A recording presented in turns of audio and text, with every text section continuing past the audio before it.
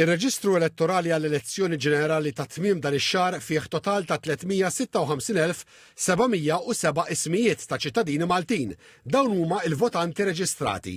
Meta tikkumparhom mal-aħħar Elezzjoni Ġenerali ta' April 2022 kien hemm żieda netta ta' 1632 votant. Bħala votanti ġodda dawk li għalqu 16 sena il-fuq minn dak iż-żmien li law huma votanti ġodda hemm 18,600.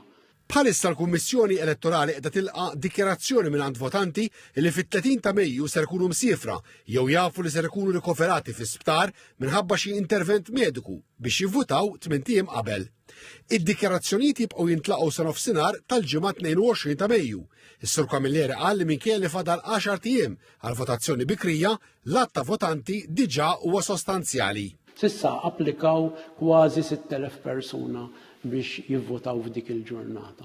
Fil-votazzjoni bikrija tas-Sibt 23 ta' Mejju ser jivvotaw ukoll dawk residenti f'San Vincenz de Paul, f'34 dar tal-anzjani f'Malta u f'Għawdex u persuni fil-ħabs bid-dritt tal-vot.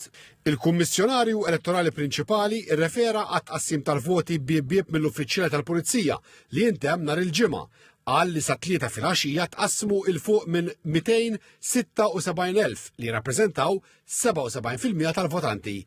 Is-Sur Camilleri qal li mhix xi ħarir ukoll is-sistema introdotta fl-aħħar appuntament elettorali fejn il-pubbliku qed jiffirma fuq mobile bħala konferma li rċieva d-dokument tal-votazzjoni. Kellna xi issues l-ewwel darba li qassamna, dit-darba qed juri li x-xogħol li għamilna biddilna anke l-mobile phones li qed jużaw il-pulizija u tejjibna wkoll anke is-software li kien hemm infatti il-problemi li kellna tad-darba l-oħra kollha sparixxew kollox miexi tajjeb ħafna. F'din l-elezzjoni ġenerali hemm żieda fil-kandidatura minn nisa, 46 minn total ta' 162 kandidat, aktar minn kwart tal-kandidati kollha.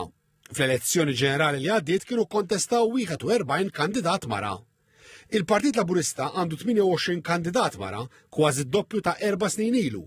Il-kandidati nisa fuq il-lista tal-Partit Nazzjonalista naqsu għal 13.